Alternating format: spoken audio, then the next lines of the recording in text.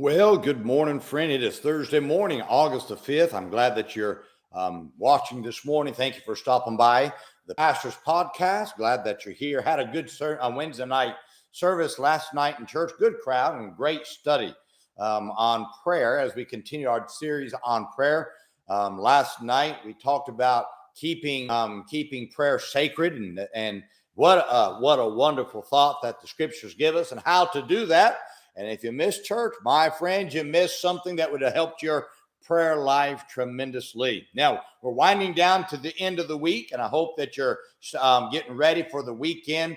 We're in the last month of summer months. Of course, schools are all around the country are getting ready to start. I know our schools here in this area start on next Monday. We have back to school Sunday coming up here.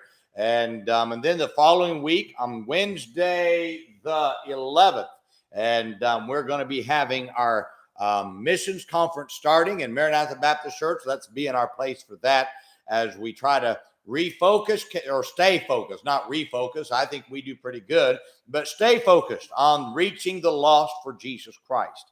And I'd encourage you to do so. I would like to ask you to do a couple of things. One, would you share the Pastor's Podcast with others and ask them to subscribe to it, whether by audio podcast or by the YouTube channel? Ask them to subscribe and get this thing out, get the truth out.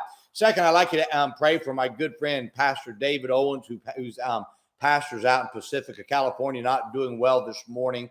Got a phone call yesterday, a text, and then a phone call again last night. He's not doing well, very sick, has pneumonia, and they're trying to keep him breathing, and it's just not doing well. And if you could pray for my good friend, I would certainly appreciate that. A lot of heartache this week, and when it comes to pastors and friends and even people in our church, some who've lost some loved ones this week. And I hope that you pray for people every day.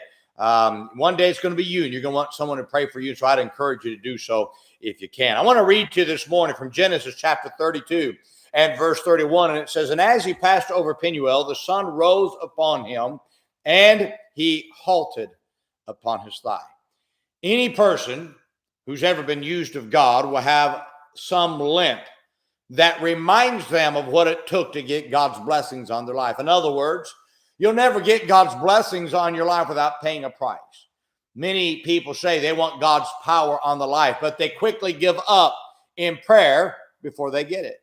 Jacob wrestled with God all night, begging for God's blessings on his life. And Jacob was tired of the life when he was tired of the life of deception. He had lived this life his way, trying to make everything work out. But he discovered that his manipulation of circumstances only made things worse in his life. When Jacob's mother told him to deceive his father to get the family blessing, he should have declined and trusted God. But Jacob's life was filled with his fingerprints through every circumstance, including the family split between his father-in-law and himself, and him trying to mend the broken relationship with his brother. You see, what did his fingerprints bring? It brought heartache. Jacob told God in verse 26, "I will not let thee go, except thou bless me."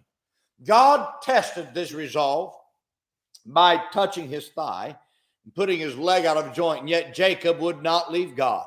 And he prevailed and got God's blessings, but not without a limp to remind him of those blessings. Now, the limp that Jacob walked with for the rest of his life was God's reminder to him that, and to everyone else, of the price that it took to get God's blessings on his life. Every time he walked, he remembered the price it took to finally get God's blessings on his life. And though the limp was painful, it was worth the price paid because God's blessings now rested on his life. You see, every time someone asked Jacob, "Hey, Jacob, what's wrong with your leg?" he could tell them there was nothing wrong, but that it was the price it took to get God's blessings on his life. Now, my friend, you'll never know God's power on your life without a limp that you will have for the rest of your life. Paul struggled with eye problems for the rest of his life, but God's grace was sufficient. And the eye problems were worth it to have God's power on his life. Peter's limp was a reminder throughout his life of that fateful night that he denied the church, his faith in his God. But that limp that he had became a blessing that brought God's power on his life. I think of my pastor for many years, Dr. Jack Hiles, tells the story how he longed for the power of God on his life. And he said that he told God that whatever it took to get God's power, that he was willing to pay that price. One day as a young preacher, he received a phone call that his drunken father, a lost man, had a heart attack and died. Brother Hiles said, he says, I spent days in my father's grave begging for the power of God. He wrestled with God as Jacob did, but it was there on that graveside of his dad who went to hell that God placed his power on the life of Jack Hiles. You see, Brother Hiles had the limp of his father burning in hell for his entire ministry, but that limp brought the power of God in his life, and over 1 million souls were saved because of that limp, my friend. Let me ask you, do you truly want the power of God on your life? You'll never get it without paying a dear price. You will never find God's power without having a limp for the rest of your life.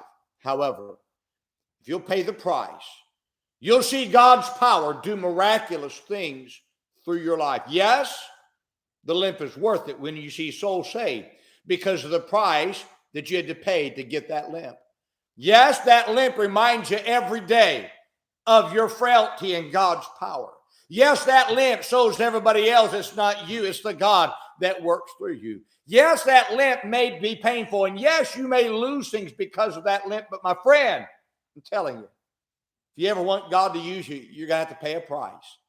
Nobody has ever been used by God without paying a price. I'm not saying that you ought to ask God for that. I just know this. Anybody that God's ever used paid a dear price, but that limp always reminded them of God's power. And that power was worth it when souls got saved and ministries grew abundantly. Why? Because of the limp, the power of God. My friend, are you halting today on your leg, or have you just refused to pay that price? You can refuse, but you'll never be used to the extent that God wants to use you until you accept what God's put in your life as the tool, as that limp that he can use to be his vessel, his tool to show his power through your life. I hope you take it. I hope you use this. My friend, remember today, I hope this is a help to you, but remember today, would you? Be good to everyone. Everyone's having a tough time, my friend. Have a great day.